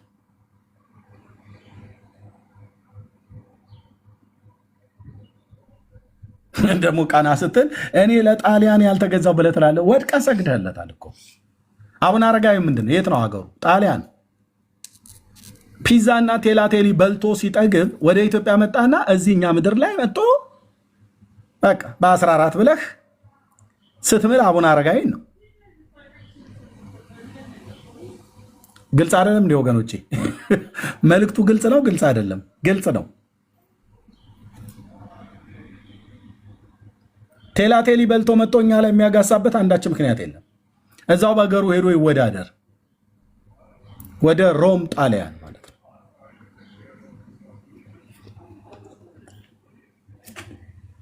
እኔ ከጣሊያን የምወደው ሰዎቹን ወዳቸዋለሁ እንደ ሰው፣ ግን የምወደው ፒዛ ብቻ ነው የማሏቸው ማለት ነው። እንደዚህ አንዳንድ ጥሩ ፒዛቸው እንደዚህ ጥሩ ነው ሲባል ሰምቼ እጄ ቀምሻለሁ።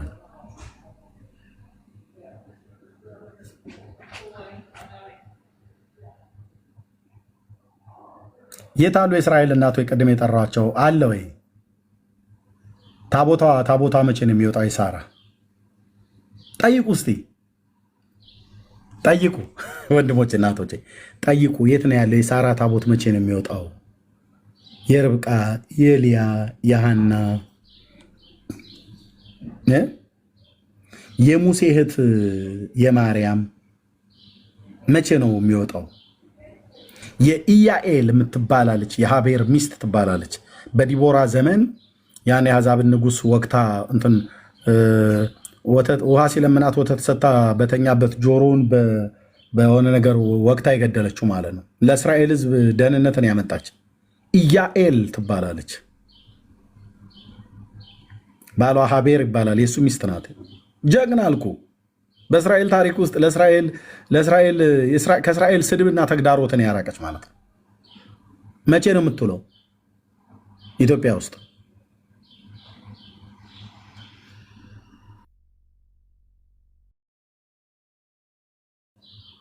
መቼ ነው አሉ? በ21 ነው።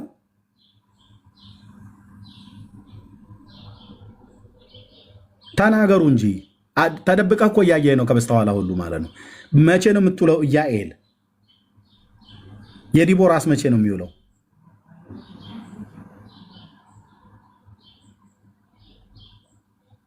ለሶስናስ መቼ ነው? እሷስ መቼ ነው የሚደርሳት? ማርታስ የኩዛ ሚስት ከጌታ ጋር አብራ የነበረች ከገሊላና ከኢየሩሳሌም ከተሉትስ የነበሩ ሴቶች የጌታን አካል ሽቶ ሊቀቡ የሄዱ ሴቶች እነ መግደላዊት ማርያም መቼ ነው የምትውለው? አደል? እውነት ነው። ቀኖች ሁሉ ተይዘዋል። ኦክፓድ አለቀ አደል? ያው እንግዲህ ድርብ ነው።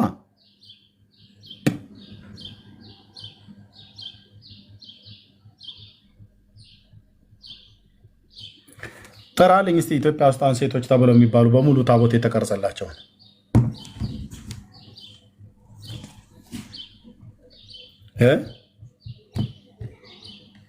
ከሴቶችና ከወንዶች ማን ይበልጣል?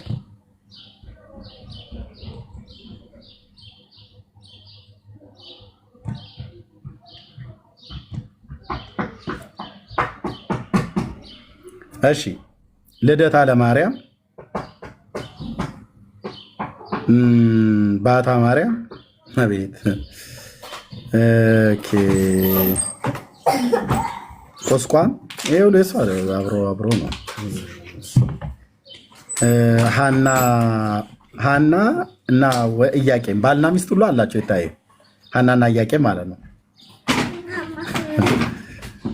በ11 ነው የሚሉት ሃናና ኢያቄም። ኦኬ 4 ማለት ነው። አይ ወንዶቹ ናቸው የበዙት፣ ሴቶቹ ዝም ብለው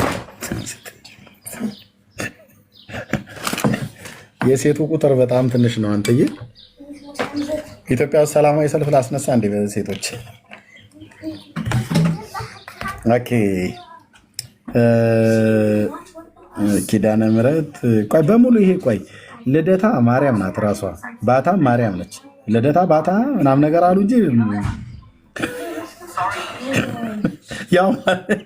ያው ማርያምን ነው። ልደታ ባታ ከምባታ ብለህ ብትል ያው ማርያምን ነው። ማርያምን ለማለት ነው። ምንም እንትን የለውም።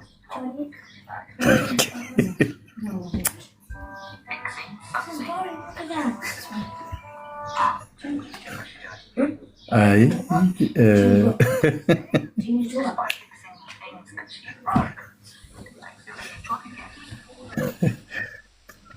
እሺ ቁስቋምም የማርያም ነው።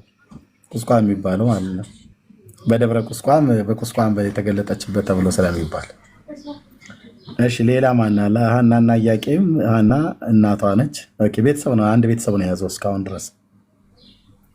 ኦኬ ኪዳነ ምሕረትም እሷ ናት፣ ማርያም ነች። ኦኬ ጽንሰታ ለማርያም በ20 ማርያም ናት። በ21 አደይ ማርያም ያው እናታችን ማርያም ላወት ነው፣ እሷም ማርያም ናት። ያው በ20 ጽንሰታ ለማርያም ነው፣ በ21 ማርያም። አንተ ሌላ ሴት የለም ማለት ነው ወይ? ድርብ ላይ ገብተው ነው እንዴ? የት አሉ? እኔ የማውቃቸው የነበሩ ሁሉ በሙሉ የነዚህ ፀጉረ ልውጥ ሁሉ የት አሉ? የት ገብተው ነው እናንተ? ተው እንጂ አንተ ስውሯ ድብቋ ትላለህ እንዴ? እሱን ተው።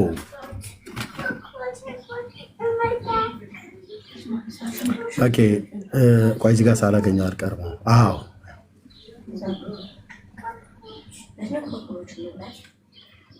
ብቻ ቁጠሩና ድረሱበት። ሴቶች አርሴማ አይታ አይደል? በስድስት አይደል? በስድስት አርሴማ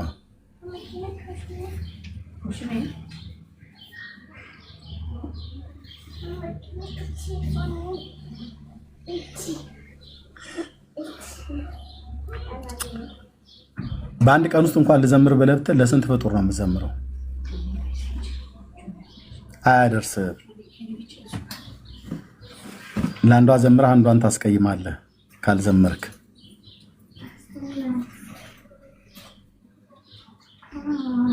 ለአንደኛዋ ዘምሮ ለአንደኛዋ አለመዘመር ንፉግነት ነው ይባላል። የሰራዊት ጌታ እግዚአብሔር ግን ሲገላግልህ ዝማሬ የተገባውና የሚገባውን አምላክን እግዚአብሔርን ስታቅ እንትና ትቀየመኛለች፣ እንትና ፊቷ ይጠቁራል፣ እንትና ይቀየማሉ፣ እንትና ደስ አይሰኙ፣ ስለዚህ ልንዘምርላቸው ይገባል ብሎ የሚል ምንም አይነት እንደዚህ አይነት ኮተት ነገር ሳታስገባ ሁሉ ቀን ለሞተልን ሰማያትና ምድርን ለፈጠረ ለሰራ ላደረገ እኛን ካለመኖር ወደ መኖር ላመጣን ለበደል ለኃጢአታችን ቀራንዮ መስቀል ላይ ለሞተ በሶስተኛው ቀን ሞትን ድል አድርጎ ለተነሳው ለሰራዊት ጌታ ለእግዚአብሔር ልጅ ለጌታ ለኢየሱስ ክርስቶስ ከአብና ከመንፈስ ቅዱስ ጋር በሕይወታችን ዘመን ሁሉ እንዘምርለታለን። በሕይወታችን ዘመን ሁሉ እንዘምርለታለን። አምላካችን እግዚአብሔርን ስላወቀን ምስጋና የተገባው እሱ እንደሆነ ስለተረዳን መጽሐፍ ቅዱስም የነገረን ይሄ ስለሆነ በባለፉት ትውልዶችም ያለፉት በመጽሐፍ ቅዱስ ውስጥ እነማ ለማን ዘምረው እንዳለፉ ግልጥ ሆኖ ስለተጻፈልን ግራ አይለኝም። በቦልድነስ የምንናገረው ለዚህ ነው። ኦኬ ሙሴ እንኳን ራሱ ዘማሪ ሆኖ እንጂ የቀረበው እሱ የሚዘመርለት ሆኖ አልቀረበም ነበር። ልብ በሉ፣ ሙሴ እንኳን ራሱ ዘማሪ ሆኖ እንጂ የቀረበው እሱ የሚዘመርለት ሰው ሆኖ አልቀረበም ነበር። ስለዚህ ለሙሴ መዘመር ነውር ነው። ለቅዱስ ሚካኤል ለመልአኩ መዘመር ነውር ነው። ለማርያም ለጌታ እናት ለማርያም መዘመር ነውር ነው። ለመልአኩ ለቅዱስ ገብርኤል መዘመር ነውር ነው። የነውር ነውር ነው። ነውር ነው። አላዘዘም እግዚአብሔር። አላደረጉትም አባቶች ነቢያት፣ አላደረጉትም አባቶች ሐዋርያት። አላዘዘንም ጌታችን መድኃኒታችን ኢየሱስ ክርስቶስ። ኦኬ ዘምሩላቸው ብሎ አላዘዘንም። ኦኬ አላዘዘንም።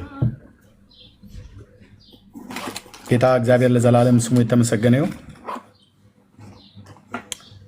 ምን ልበል ምን ልናገር ቃላት ማጠረኝ የሞትን መውጊያ ሽሮ በሕይወት ኑር ሲለኝ ምሕረቱ እንደ ጸና የሚያውቀኝ ያውቀ የለ ያ ክፉ እንዳይጎዳኝ ቁጣውን ከለከለ እኔ ማታ ሰላስለው የትናንቱን ምክንያት አለኝ ለማመስገን። እኔማ እንደሌላ ሰው እኔማ ዝማ ያሰኘኝ እኔማ ሀገር ያውቅ የለ እኔማ እንደረዳኸኝ እኔማ ሳሰላስለው። ጌታ ኢየሱስ ስሙ ይባረክ። ምን ልበል ምን ልናገር ቃላት ማጠረኝ የሞትን መውጊያ ሽሮ በሕይወት ኑር ሲለኝ ምሕረቱ እንደ ጸና የሚያውቀኝ ያውቀው የለ ያ ክፉ እንዳይጎዳኝ ቁጣውን ከለከለ።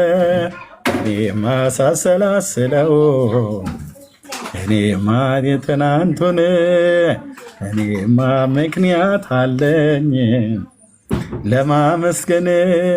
እኔማ እንደሌላ ሰው ዝማ ያሰኘኝ እኔማ ሀገር ያውቅ የለ እንደረዳኸኝ እኔማ ሳሰላስለው። ትናንትናዎቻችንን ስናስብ ያለፍንባቸውን የህይወት ዘመናት እግዚአብሔር ባይረዳኝ ኖሮ ዛሬ በመቃብሬ ላይ ዛፍ በቅሎ ነበር። አንተዬ የኔን ነው የምነግርህ። የኔንም ነግረ እግዚአብሔር ባይረዳህ ኖሮ እግዚአብሔር ባይረዳሽ ኖሮ ዛሬ በመቃብርሽ ላይ ዛፍ በቅሎ ነበር። ስማችን ከትውልድ አንደበት ተቆርጦ ነበር። ያሟቹ እየተባለ እንጠራ ነበር። በህይወት እንድንኖር ቸርነትና ምሕረቱን ያበዛልን የአባቶቻችን አምላክ ቅዱስ እግዚአብሔር ገናናው እግዚአብሔር ለዘላለም ስሙ ይባረክ።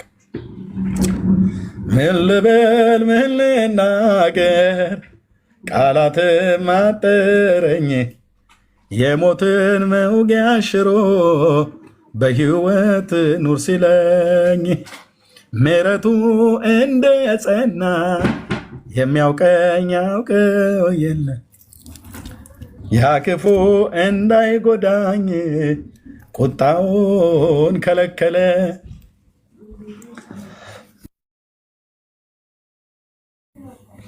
እኔ ማሳሰላስለው ኢየሱስ ለዘላለም ስም ይባረክ። የኔ አባት ቴንክ ዩ ሎርድ፣ ቴንክ ዩ ሎርድ፣ ቴንክ ዩ ሎርድ።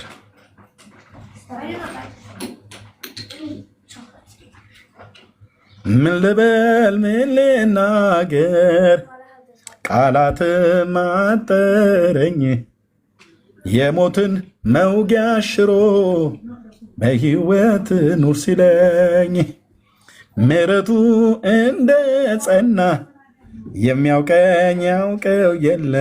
ቀራንዮ ላይ ስለተቸነከረልን እያንዳንዱን የህይወት ዘመናችንን ብንዘምርለት ያንስበታል። ጌታዬ ያንስበታል። ገናናው ኢየሱስ ያንስበታል። የታረደው በግ በሞገስ የጠገበ ባለ ግርማው ኢየሱስ ያንስበታል፣ ያንስበታል። የኛ እልልታ የኛ ጭብጨባ ያንስበታል። እቴ ያንስበታል። ብዙ ትውልድ ዘመረለት። አይበቃም ብለህ ነው ኤርሚያስ ብለህ የምትለው አይደለም። አይ ይበቃል እንዴ ምነው ከልክ አለፈ ብለህ የምትለው አይደለም። ለአብርሃም አምላክ ለእግዚአብሔር ይገባዋል። ለሰማይና ለምድር ዳርቻዎች ሁሉ ፈጣሪ ለእስራኤል ቅዱስ ለገናናው ለእግዚአብሔር ይገባዋል፣ ይገባዋል። ወንድሞች እናቶች ይገባዋል። ስለዚህ ሲያንስበት እንጂ ሲበዛበት አይደለም። የኔና ያንተ ዝማሬ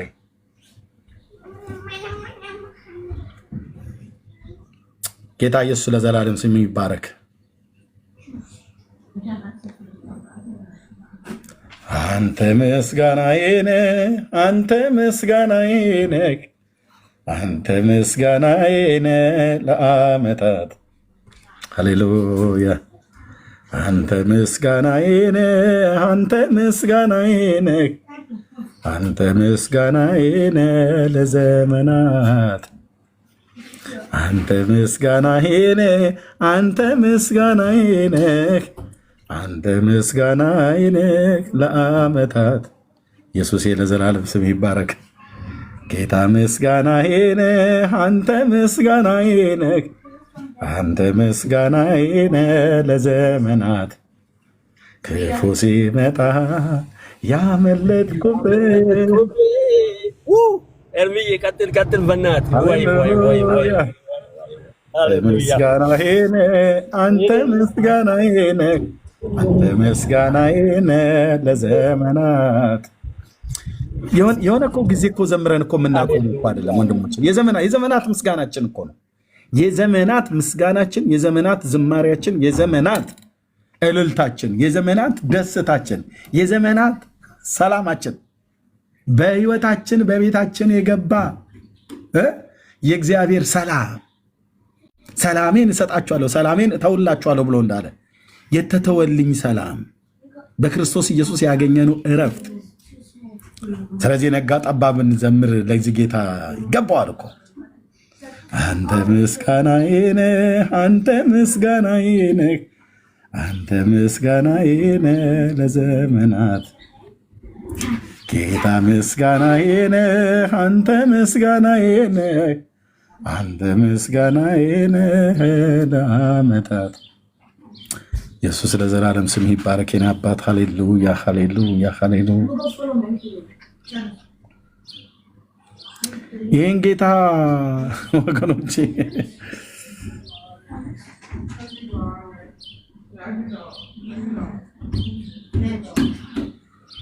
ክፉ ሲመጣ ያመለጥኩበት ስጣል ስረሳ የታሰብኩበት ጌታ በምን ይገለጣል ግን ወንድሞቼ እና እህቶቼ በምን ይገለጣል?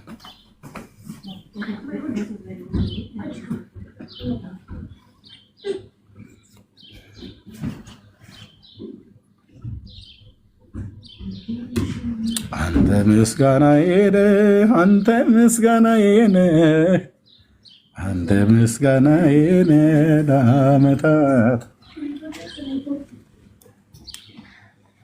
ጌታ ምስጋናዬ ነህ፣ አንተ ምስጋናዬ ነህ፣ አንተ ምስጋናዬ ነህ ለዘመናት። ጌታዬ ለዘላለም ስም ይባረክ። ረዳሃን፣ አሻገርከን፣ ተሸከምከን፣ መገብከን፣ በጤንነት ጠበቅከን፣ በህይወት እንድንኖር ፈቀድክልን። አንተ ለእኛ ምስጋናችን ነህ። ማለዳ ምስጋናዬን አበዛለሁ፣ በቀትርም ሌላን ክብር እጨምራለሁ። ጊዜው መምሸቱ ውድቅት ሌሊቱ አያግደኝም ለመቅረብ ፊቱ። ስሙን ልባርከው ሁሌ ጠራዋለሁ፣ ድምፄን ያሰማው አስደስተዋለሁ። በማለዳ ምስጋናዬን አበዛለሁ፣ በቀትርም ሌላን ክብር እጨምራለሁ። ጊዜው መምሸቱ ውድቅት ሌሊቱ አያግደኝም ለመቅረብ ፊቱ። ስሙን ልባርከው ሁሌ ጠራዋለሁ፣ ድምፄን ያሰማው አስደስተዋለሁ። ስሙን ልባርከው ሁሌ ጠራዋለሁ፣ ድምፄን ያሰማው።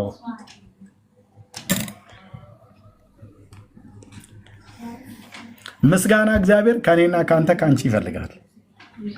ሌላ እኮ ምንም አድርጎ አይደለም የተባልነው ታውቃላችሁ። እመኑ፣ ከዛ ሳመስግኑ። በቃ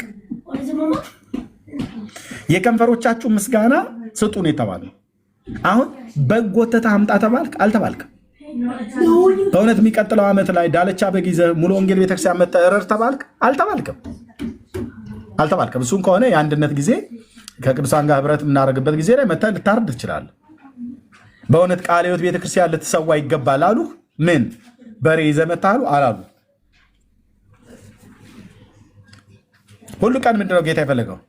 ልሰዋ የምስጋናን መስዋዕት ሆነኝ አይቻለሁ አባት፣ ላክብር እኔ ደጋግሜ፣ ከፍ በል ላዚም ፊት ቆሜ። ልሰዋ የምስጋናን መስዋዕት ሆነኝ አይቻለሁ አባት፣ ላክብር እኔ ደጋግሜ፣ ከፍ በል ላዚም ፊት ቆሜ። አቤቱ ተደንቅ ያለሁኝና ልሰዋ ምስጋና ልሰዋ ምስጋና ልሰዋ ምስጋና ልሰዋ። አቤቱ ተደንቅ ያለሁኝና ልሰዋ ምስጋና ልሰዋ ምስጋና ልሰዋ ምስጋና ልሰዋ። እግዚአብሔር የአንደበትሽን ፍሬ ምስጋና ብቻ ነው የፈለገው። ነጋ ጠዋት ተነስተህ ጌታዬ ኢየሱስ ክርስቶስ ቸሩ መድኃኔዓለም ቅዱስ ስምህ ለዘላለም እስከ ዘላለም ከአብና ከመንፈስ ቅዱስ ጋር በሦስትነት በአንድነት ማመልክ የአባቶች አምላክ ስምህ ለዘላለም ይባረክ። የህይወቴ ሰሪ የህይወቴ ፈጣሪ ከእናቴ ማህፀን ከአባቴ አብራክ ተከፍዬ ከእናቴ ማህፀን 9 ወር ስውር እጆች ሰርተውኝ ወደ ገሃዱ ዓለም ስወጣ ስትገዛ ያገኘው ለዘመን ጥንት ለህይወት ፍጻሜ የሌለህ ሁሉን አሳልፈ የምትኖር ሁሉን የፈጠርክ ሁሉን ካለመኖር ወደ መኖር ያመጣ ሁሉንም ከመኖርም ደግሞ ወደ አለመኖር የምትወስድ ስልጣን በእጅ ያለ ሁሉ ነገር ያንተ የሆነ በሰማይና በምድር የተፈጠረ ሁሉ በአንተ የተፈጠረ የሰማይ የምድር ጌታ ክብር ለታላቁ ለገናናው ለስም ይሁን በለክ የከንፈር ምስጋና ብቻ መስጥ የተባልከው ለስላሴ መንግስት እጣን አምጣል ተባልክ ጧፍ አምጣል ተባልክ ጃንጥላ ዘቢብ አምጣል ተባልክ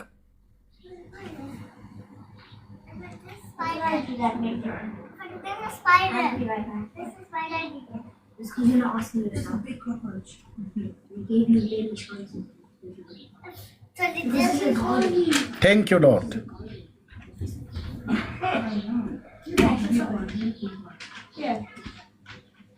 በቃ ይሄንን አምጡ የተባለው ለጌታ ምስጋናን አምጡ ነው የተባለው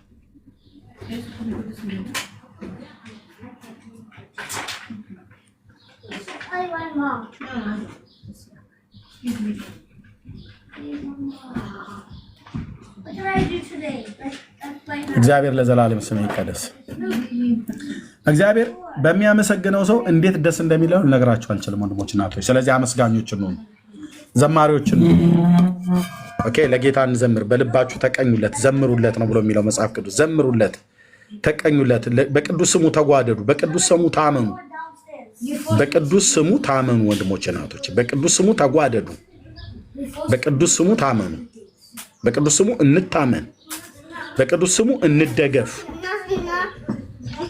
ኦኬ ልባችን በእግዚአብሔር ይጽና በእግዚአብሔር ላይ ባለ እምነት ይጽና ወደ ግራ ወደ ቀኝ እንዳትሉ እንደርሱ ያለ ማንም የለም ለኛ ማንም የለም ጌታን እጅግ አድርገን እናመሰግናለን እግዚአብሔር ይባረክ ስለዚህ ዛሬ 8 ሰዓት ላይ ኢትዮጵያ ያላችሁ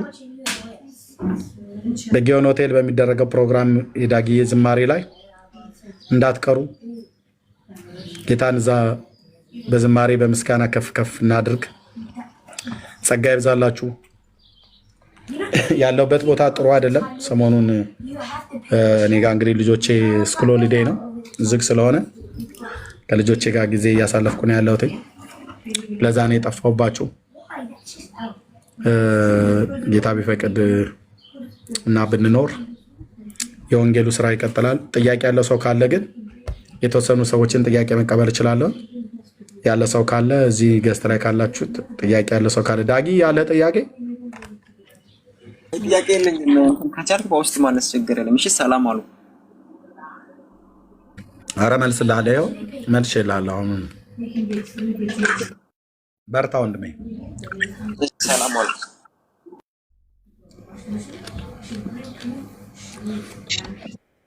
እርሜ አንድ ዝማሬ የዳግን ሰምተን ብንወጣ እየወጣ አረ ሁለቱም አድርገው ከፈለክ እሺ አሁን ለመስማት ከድሮ ጀምሬ ስሰማ የነበረው ሳድግ ይሄንን ጌታ ይባረክ ቴንክ ዩ ቤኪዬ ጸጋ ይብዛልህ ተባረኩ ወገኖች ጌታ ቢፈቅድ ምናልባት ወይ ምሽት ላይ ልንገናኝ እንችላለን ኢትዮጵያ ያላችሁ ወንድሞች እንዳልኳችሁ 8 ሰዓት ላይ ከወንድማችን ጋር ጌታን ለማምለክ ወደ ጊዮን ሆቴል መሄድ ትችላላችሁ ከሰዓት በኋላ ባለው ፕሮግራም ላይ እና እግዚአብሔር ይባረክ ለወንድማችንም ጸልዩለት ለሚድኑ ሰዎች በዛ የሚኖረው ፕሮግራም ቅዱሳንን ደስ የሚያሰኝ ጌታን የሚያከብር የሰይጣንን መንግስት የሚያፈራርስ ላልዳኑ ሰዎች ወደ መዳን ለዳኑም ሰዎች ደግሞ በእግዚአብሔር መንግስት ውስጥ እንዲጸኑ የሚያደርግን አገልግሎት እንዲያገለግል በጸሎት እናስበው ጸጋ ይብዛላችሁ እንዳልኳችሁ ቢዚ ስለሆንኩኝ እንደ ድሮ አሁን አገልግሎት ብዙ እየሰጠው አይደለም ካለው ቢዚነት አኳያ ነው ጌታ ቢፈቅድና ብንኖር ግን እንቀጥላለን ተባረኩ ምናልባት የከፈቱ ወንድሞች አሉ እንደ ቤካ ሌላ አለ የከፈተ ወንድም ያው እርምዬ አልገባም ሌላ ቤት እስኪ እና ነገረኝ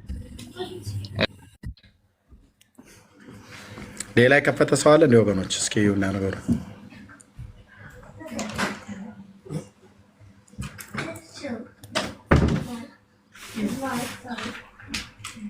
ማነው ምረት